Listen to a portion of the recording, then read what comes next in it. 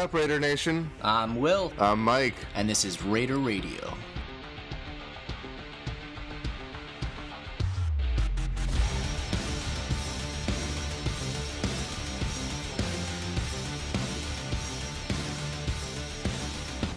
Week 2, it's in the books. Yep, and there's no dancing around it. We lost. Went up against the Denver Broncos, Case Keenum-led team. Yeah. Got powerhouses on there, like Demaryius Thomas, Emmanuel Sanders. Demaryius Thomas, who had like 20 drops. Bradley Chubb, who plays with a Chubb. What? You like that? You like that? No, it took me like an hour to think of that today.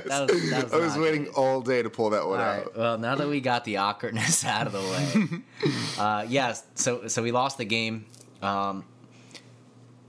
Well, what's your initial take home from that? How did you feel about it? Super fucking disappointed. I don't know. It was I felt the emotions last night after a really horrible loss because we outplayed them.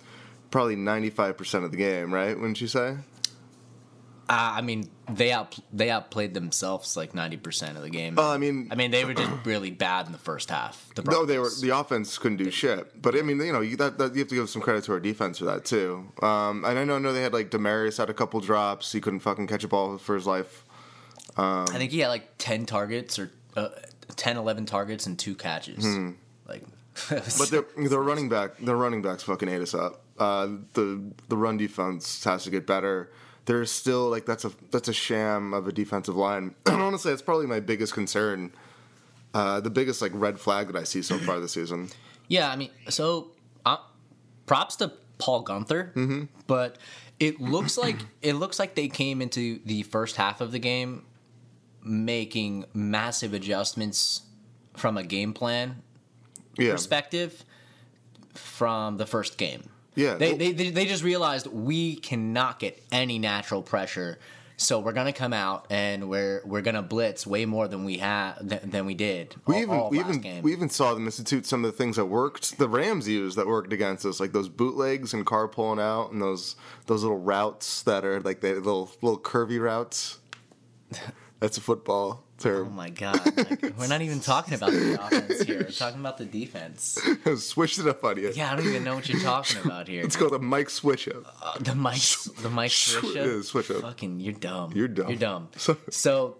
But Paul Guenther made an adjustment, and I think that ultimately, smoke and mirrors with good defensive play or defensive play in general. Smoke and mirrors only gets you so far.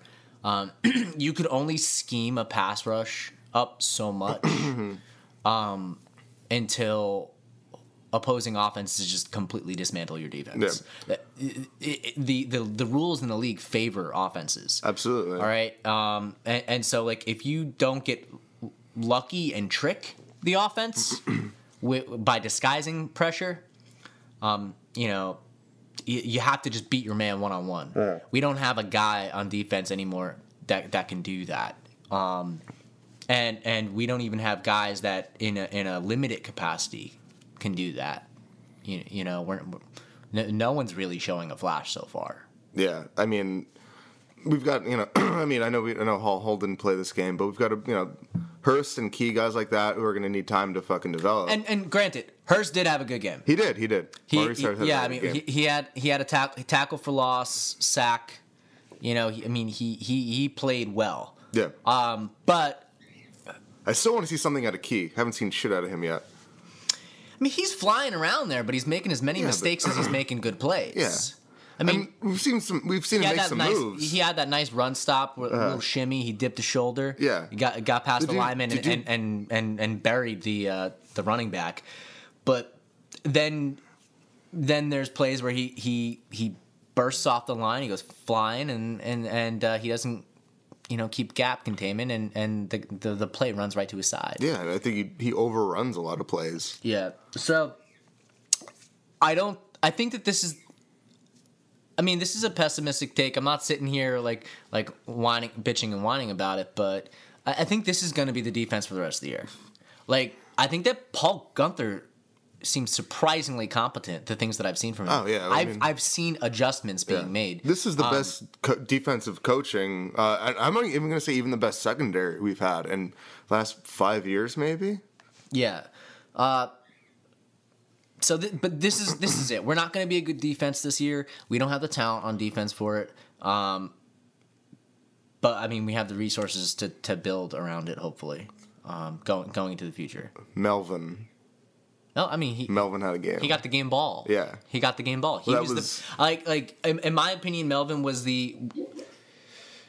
I mean, it's a toss up because he had some bad snaps and Carr too made some errors, but I mean, give or take, it's Carr or Melvin for the best players of the game. Yeah, absolutely. Well, Carr had an historic game. If we're gonna go there. Well, I mean, if we're gonna go there, all right. Let's touch on Carr real quick. I mean. I wish you could touch him real quick.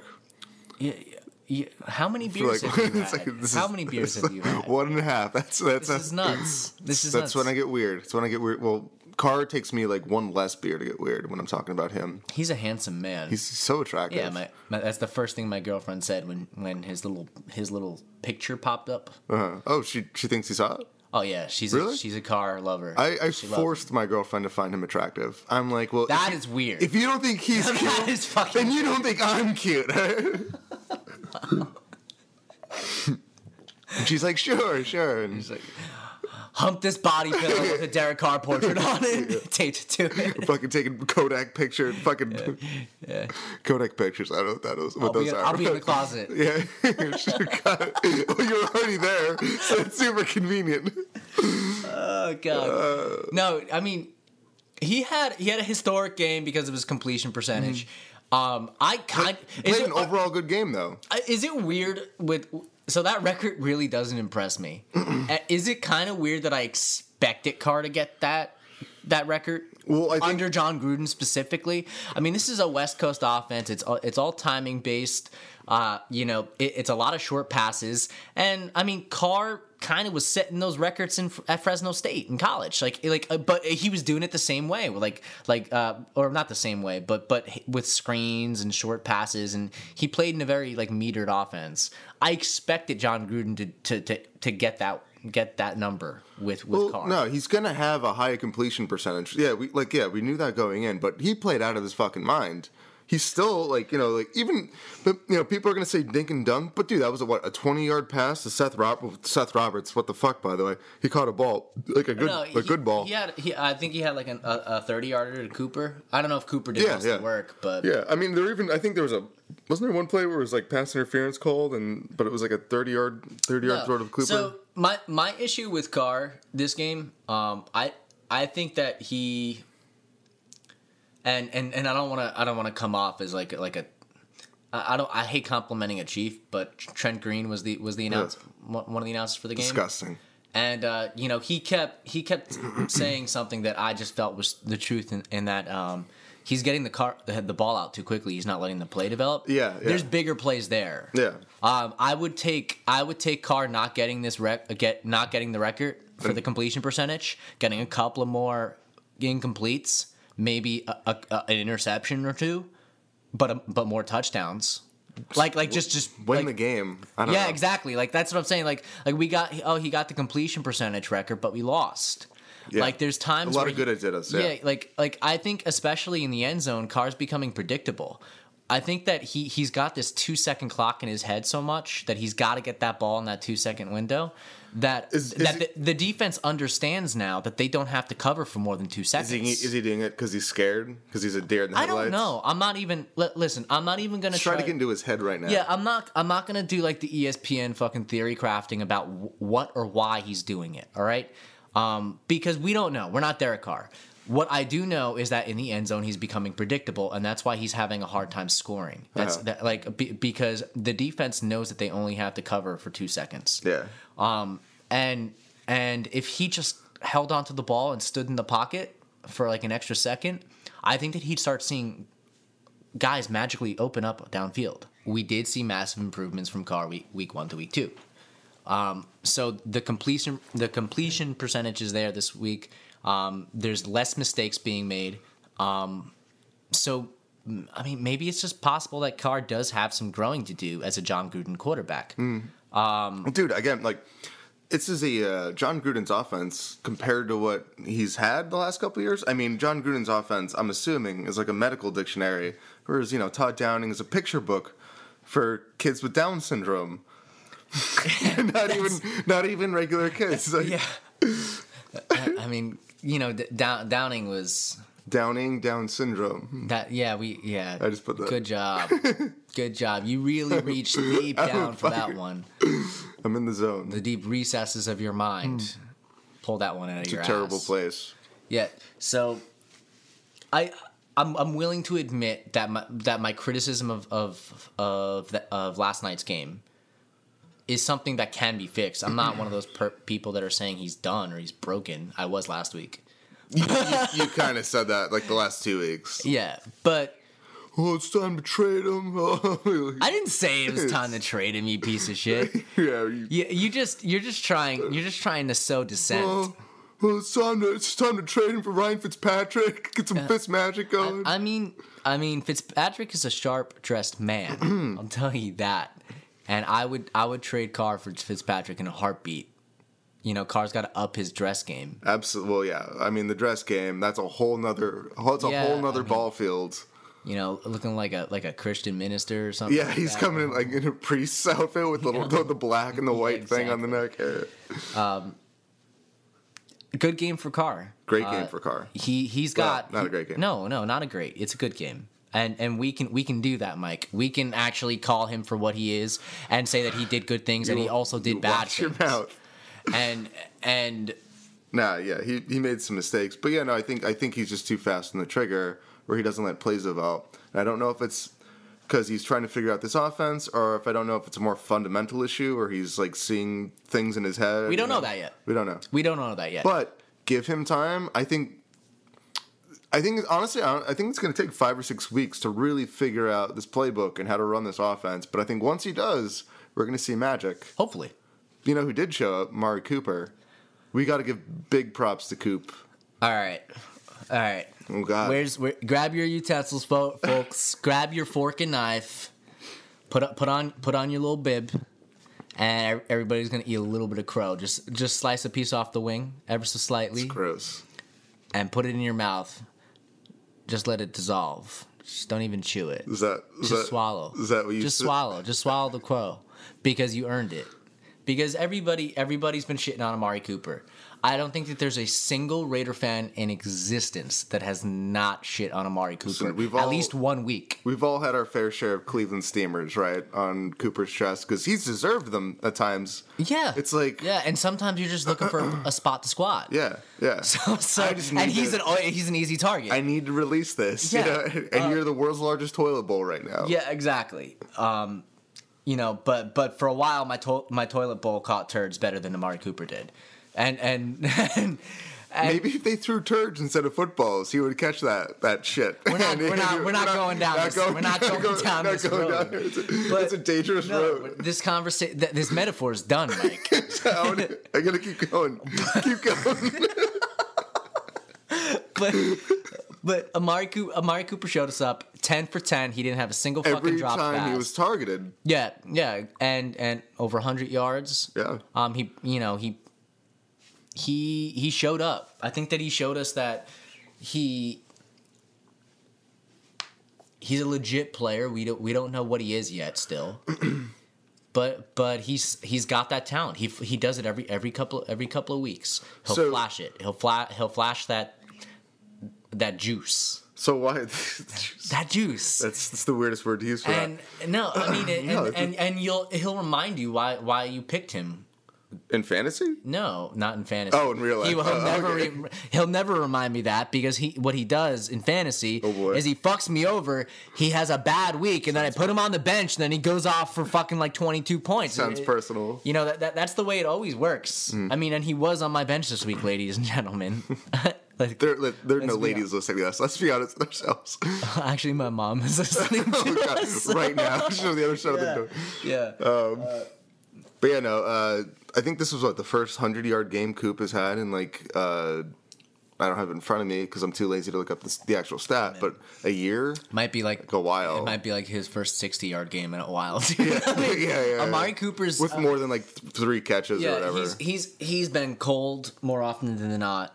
But let's just hope that this is a sign of more to come for him. Why was Coop successful this week and not last week? Because I mean, I know because Jon Gruden will not allow it. I mean that's why I overdrafted Cooper in my fantasy football league. Oh boy, because Jon Gruden has always had statistically relevant wide receivers. Mm-hmm. He produces them. Like Coop is going to have a 1,000-yard season, probably forced. It might not even be efficient. But it might not be efficient, but he will. That's just how this offense works. Yeah. Like a lot of what we saw week 2 at Mile High is gonna be Mile High. No, that is gonna be our offense. All right. The only thing that's going to get better is like the red zone efficiency. Yeah, well, that's got to be too. We're getting field goals when we're getting touchdowns. But if you looked at it, we slowly, methodically, and sometimes inefficiently moved down the field. Like if you look, like we haven't had a 4.0 yard per carry running back yet. Like everyone's average so far is below. Yeah. And that's because it's not a necessarily very efficient offense. It's an offense that takes 3 yards and is okay with it and is happy with that. I think we can agree that the drives we've looked good on, we've looked really, really good, and the drives where we look shitty on look really like messy. You know what I mean?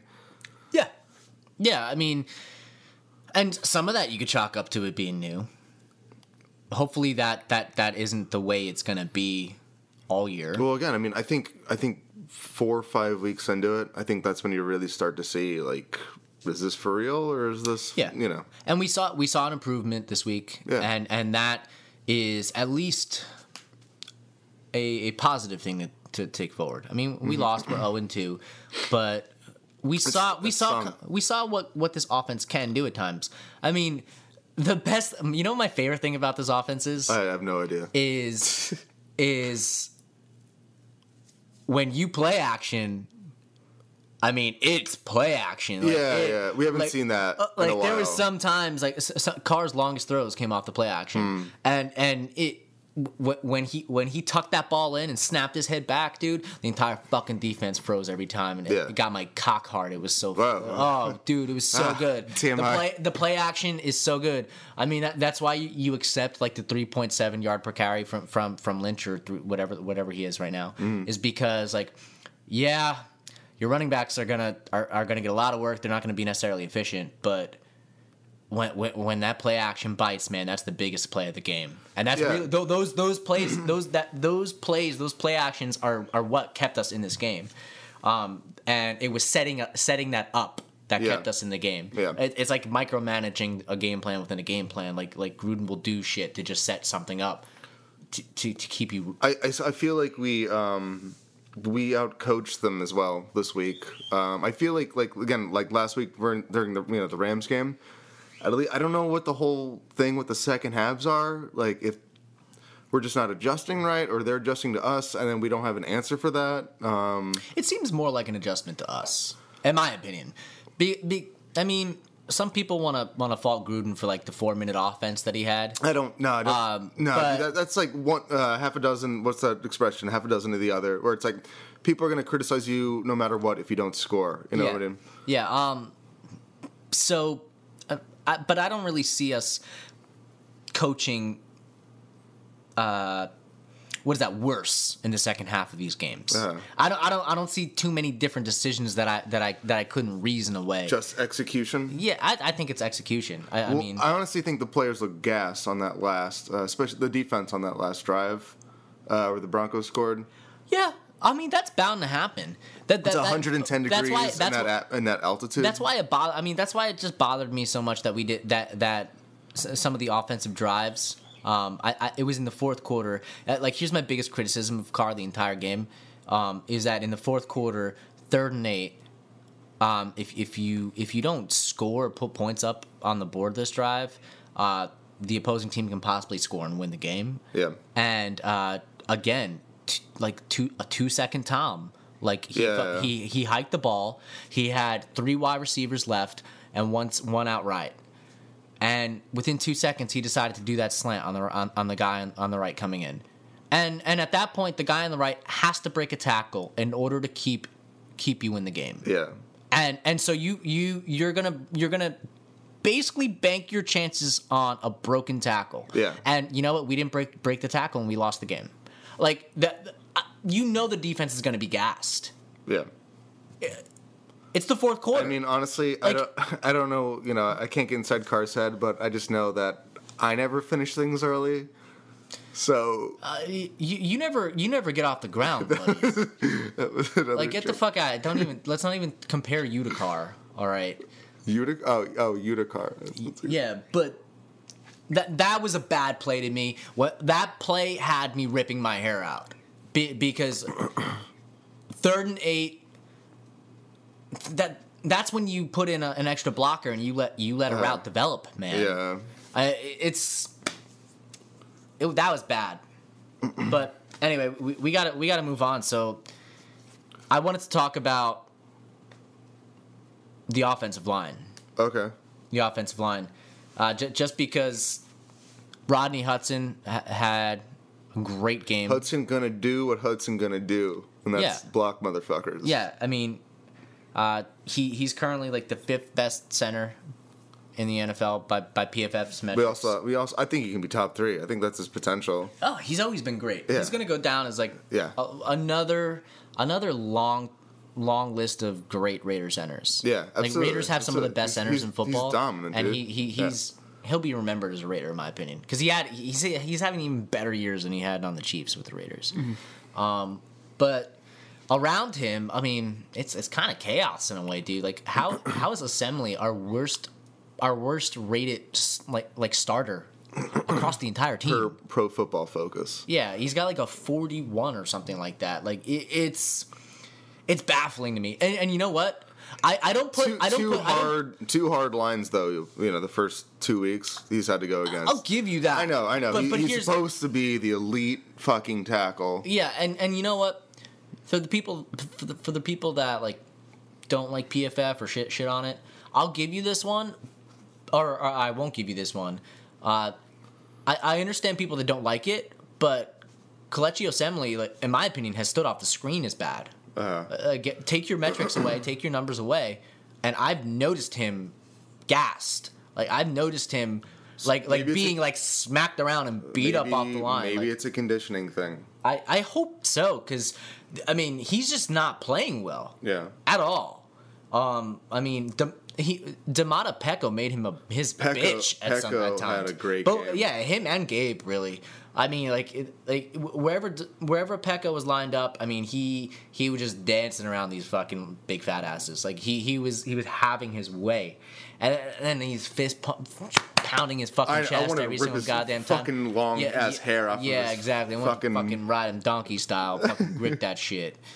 But, I mean, and then before because I want to leave the line conversation on a positive note.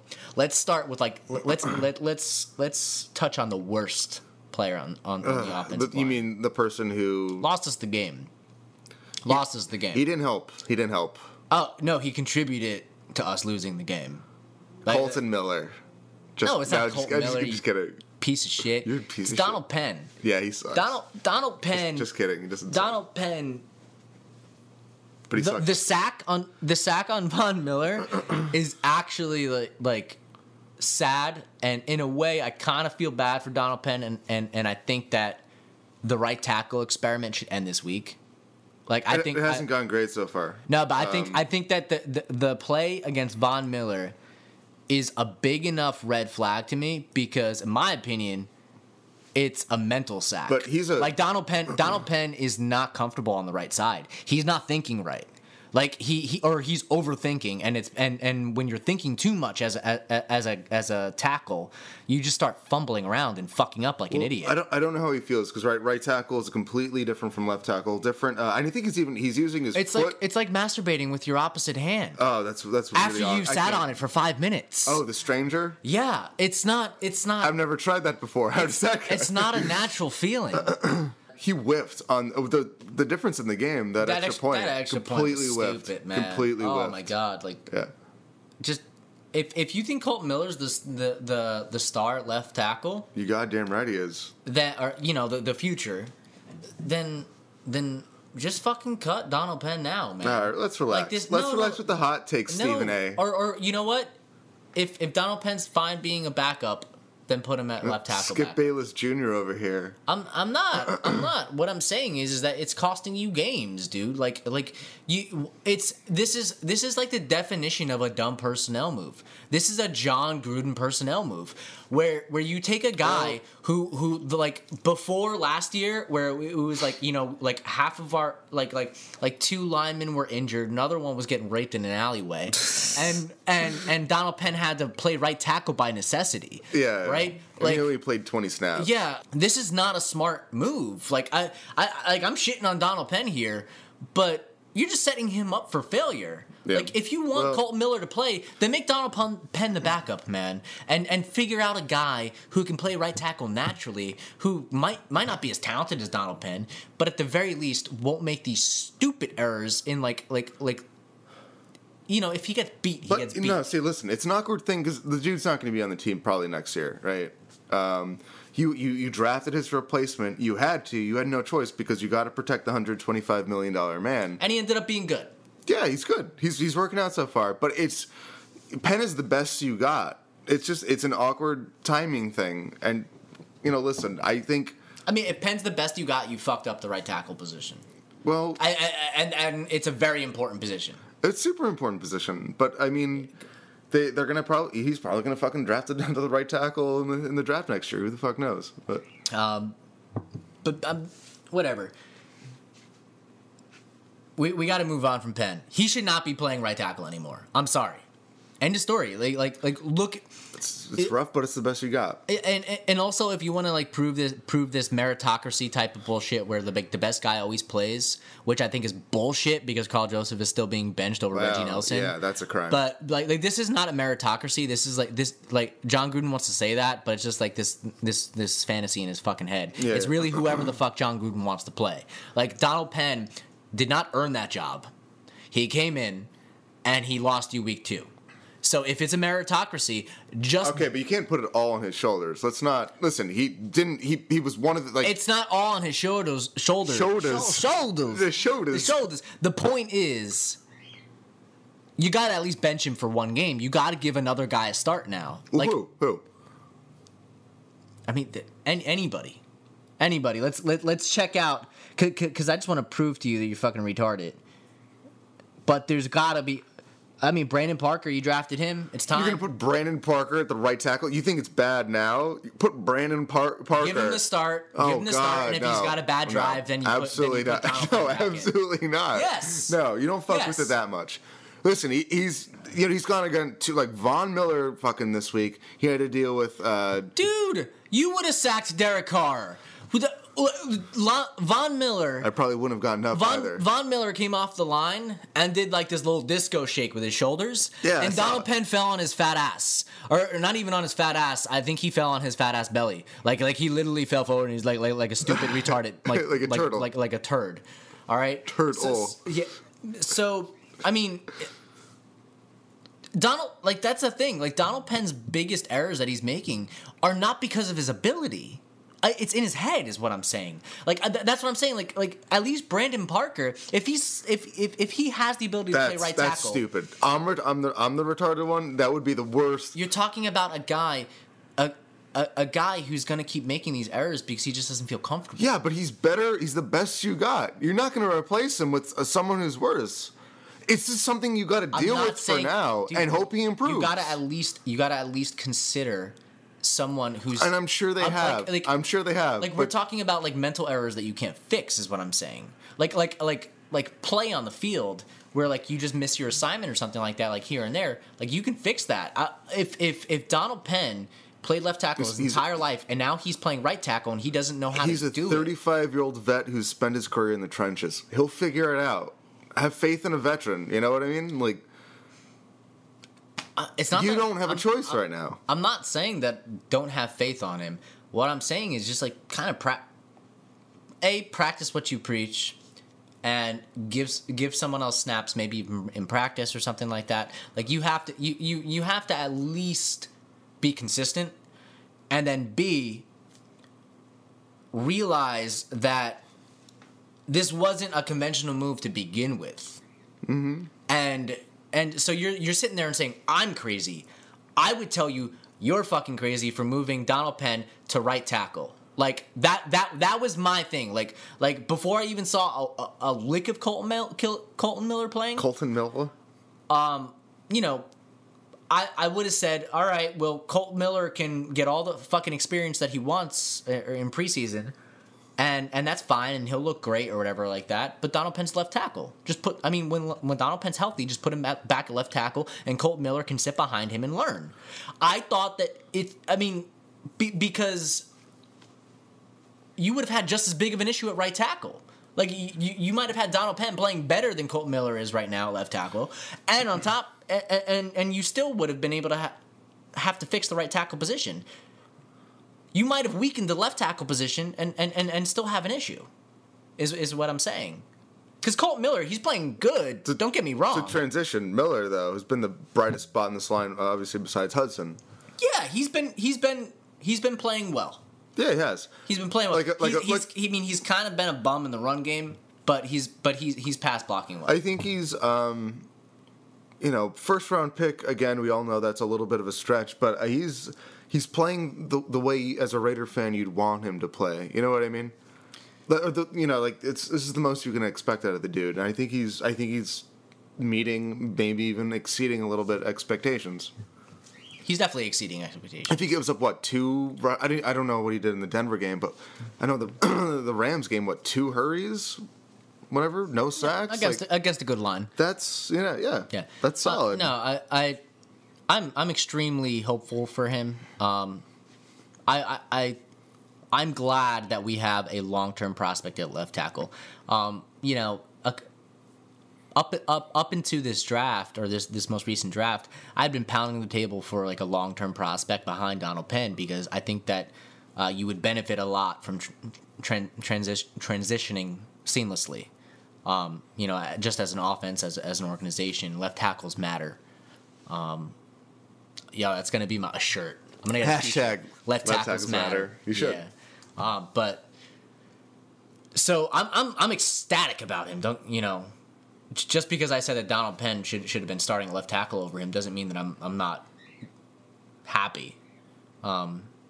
Drinking haterade right now. No, I'm not, dude. He's a great pick. He's gonna be a cornerstone for our franchise. The Gruden years, definitely. Yeah, he's gonna be a staple there. Yeah, great pick. And so we just got to give him a shout out. It's a good thing we have a great offensive line coach in Tom Cable. Yeah.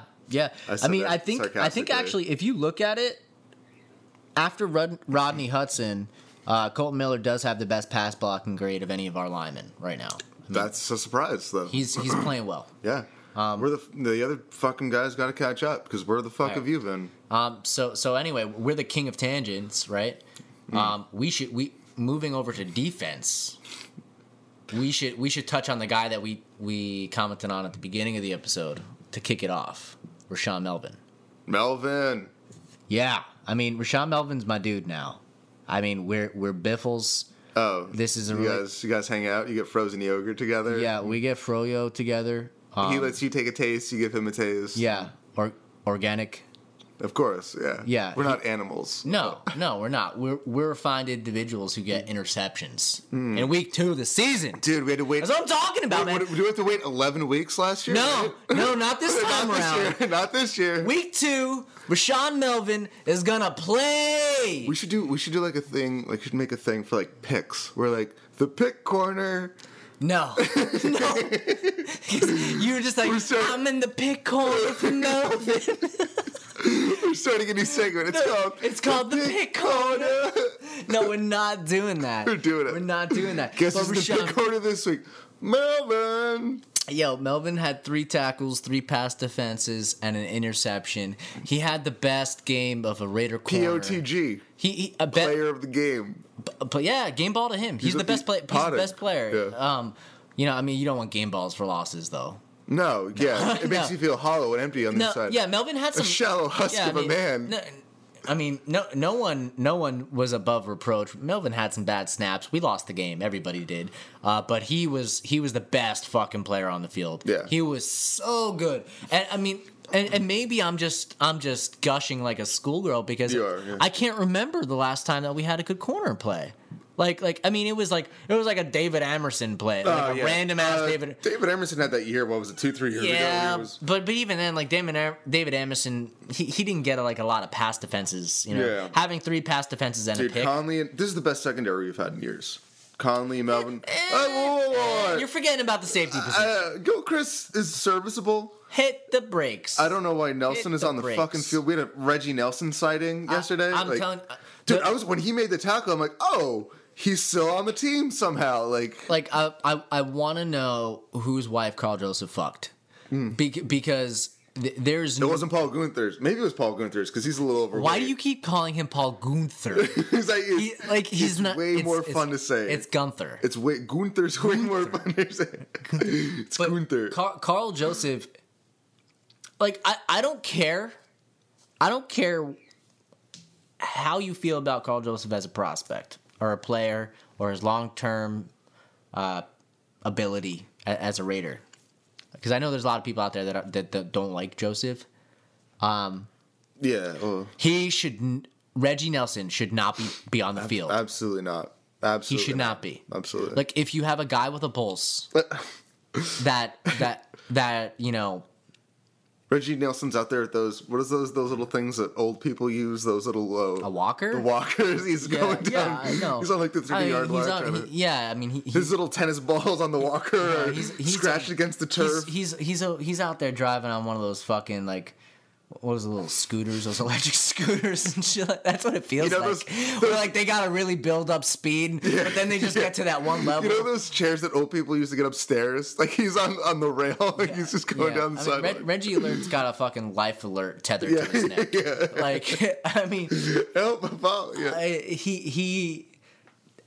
It really bothers me Carl Joseph hasn't seen the field. Dude, I know. It bothers me too. I love Carl. I'm a big Carl Joseph fan. He's Troy Polamalu. No, he's not. Esque abilities. Are you kidding? Have you seen him? He's jumped over some. I've seen him jump over some lines. I've seen him jump over a house. They're not talking about Superman. A small bus, dude. I mean, I'm not going that far. I'm just saying. Reggie Nelson, it's like a multiple choice test. Like he's the first option you eliminate. Yeah. And Carl Joseph, our 14th overall pick, was it from a couple of years ago, is sitting on the bench. Don't agree with it. Going on to the next thing I want to complain about. Bruce Irvin is a piece of shit. Oh boy. I said it before. There's no fucking reason to move him from linebacker back to defensive end. He's not a defensive end. And now he's showing that he's more of a... Yeah, I saw on one of the forums a topic where it's like he's become a meme. And that's really what it is. He likes to Baby Reggie. Yeah, he likes to talk about him being Baby Reggie and all this other fucking type of shit. And like a presence in like the Raiders organization locker room. All right, well... When you're sitting there in the fourth quarter and you're half-assing your way to the line of scrimmage just to get down and to get set, where like Arden Key, like the guy that should be learning from you, is like standing up while you saunter past him, while the offense saunter is while the offense is already lined up and about to snap the ball. And then like you're just like fucking pointing your ass up in the air as the ball comes out of the center. He was gassed. He was out. He was done. Hey, he was gassed. Don't get me wrong. There's no. But if you're not getting to the line of scrimmage on time, you're just playing lazy. Like he was a lazy son of a bitch.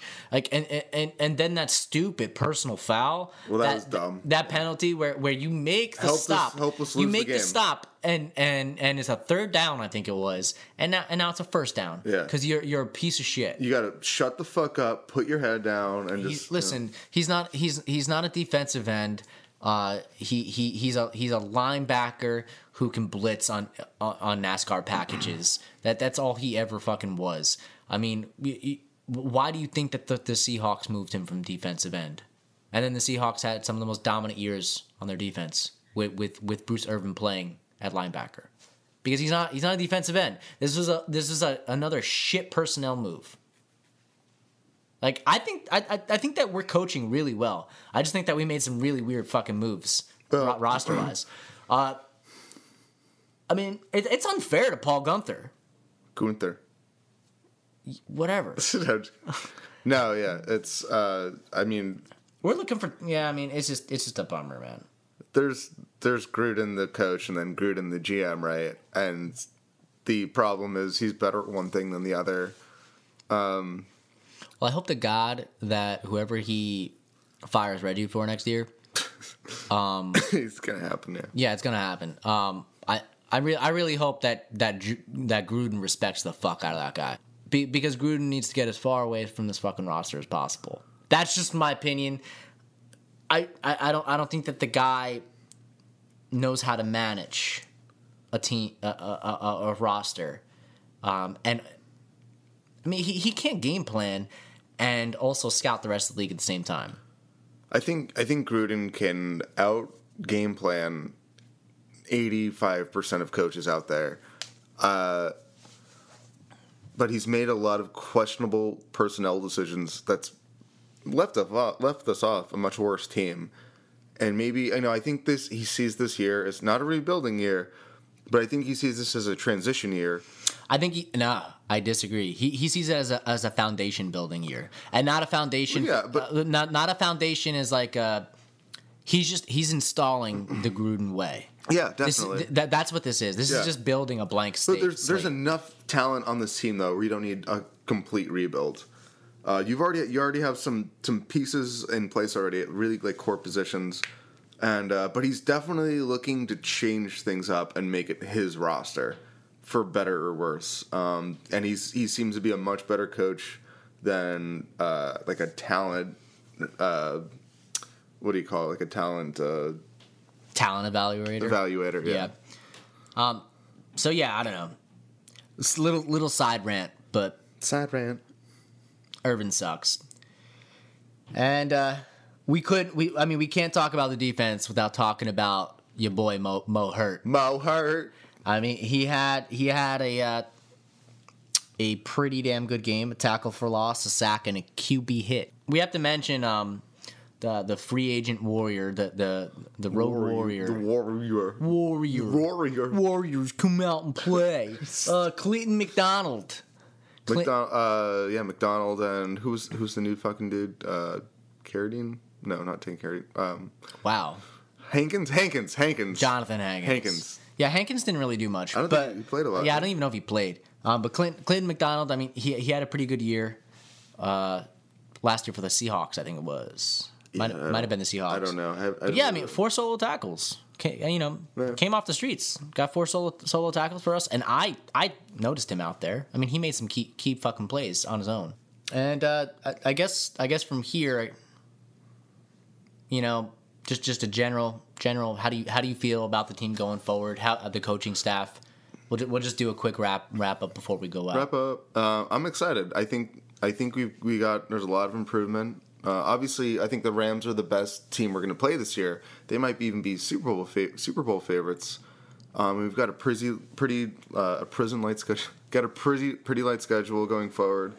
But I'm excited. I like what I see. And listen, this was a really tough loss to stomach, just because I feel like we outplayed them for most of the game. But I'm excited. If anything, I guess like it's kind of like that glass half empty, bittersweet loss. But it's like there's stuff to be excited about at least, and we have more hope than we've had since 2 years ago. Yeah. For me, I took my medicine last week. Last week was obviously... Is that crack? Is that what you're calling it? Heroin. Okay. Yeah, heroin. No, last week was a downer for me. Week 1 was really bad because it was worst case scenario for me. It was like doomsday apocalypse. I don't know if I call it apocalypse. It was bad. They were a better team than us going in. We knew that. I guess. But neither here or there. I don't want you to take me off my focus here. Take me off my grind. I'll try. All right. This week, at least, I went into it not thinking that we were even a playoff team anymore. That we were in a bad position going forward long term. I don't feel that way about us our long term ability anymore, like competition wise. I still don't think we're a playoff team this year. I think that we got a lot of improving to do, and that's what this week showed us. Because we were a lot better than week 1, we improved a ton, and we still lost the game. And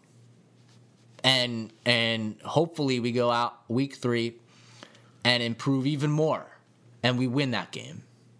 And then by November, we're stringing wins together. And maybe at that point you start considering maybe if we close out the year with on a roll, we'll get a wild card. Maybe. But that's how I kind of feel. I feel that we really haven't seen what this team is actually going to look like. And unfortunately, I think the slow start's going to hurt us. I think that we got a lot of resources to build around it, with the Khalil Mack trade and the picks going forward in the future. So now, I'm excited to see, where's Colton Miller really going to get, this year? Is the light going to go on for Arden Key at some point? Can't wait to see P.J. Hall get healthy and get back on the field. Something you got to remember, too, Hall and Ellis were out. Yeah, That's huge. Yeah, it was big. Mixes up the whole line. It was big. But point is, I'm more looking for... I'm more excited to see how this team grows. Because I don't think that we can really predict that at the very least. Yeah.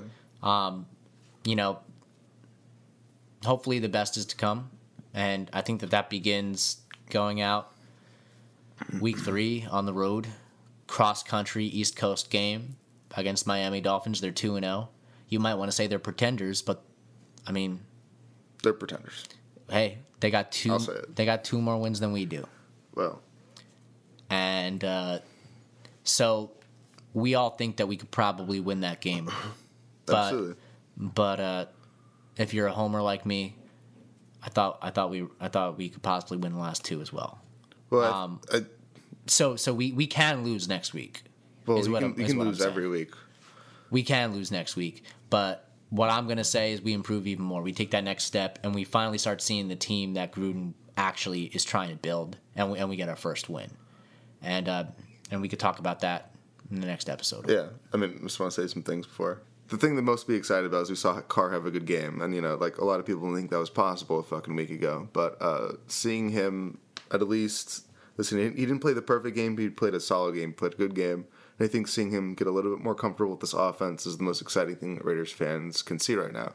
And I just wanted to throw this story out there. I probably shit talked my way out of my will because my dad is a Broncos fan because he was born in Denver. And I watched the first half with him, and it was super awkward. It's pretty tense. Yeah, I think I'm out in the streets after he dies, and because it was getting awkward. That's why I had to come to your house here at the Raider Man Cave. Yeah, it was getting a little awkward. You're sitting there like a little prick, neener. Oh, dude, we didn't even talk about Jared Cook, but Jared Cook had a game, and I was talking shit whenever he caught a ball, and. Well, I was going Coop in his face, and he hated it. Oh, so you're a piece of shit human being. Yeah, basically. But you know what? Fuck him. He's a Donkeys fan. He's not my father. For those 3 hours of the week, he's not my father anymore. He is he's a piece of shit. He's the enemy. I don't if he disowns me, it's whatever. I'll find. Yeah. But I'll find a halfway house somewhere I can just fucking slum at. And then he lost. And he went to bed that night and fucked your mother to create another one of you because he obviously failed the first time. I failed at parenting the first time around. Like, this piece of shit. How did that happen? Yeah. It was greatest regret. All right. But we got Miami next week. That's you can hear our take on that in the next episode. This has been Raider Radio. You can find us on iTunes, Stitcher, YouTube, all those crappy social media sites he used to listen to mindless media. And your mom's bedroom. And you're probably in your mom's bed. You can listen to us in your mom's bedroom. with your mom. Yeah, we're a family podcast, especially with mothers. Signing off from ESPN Radio.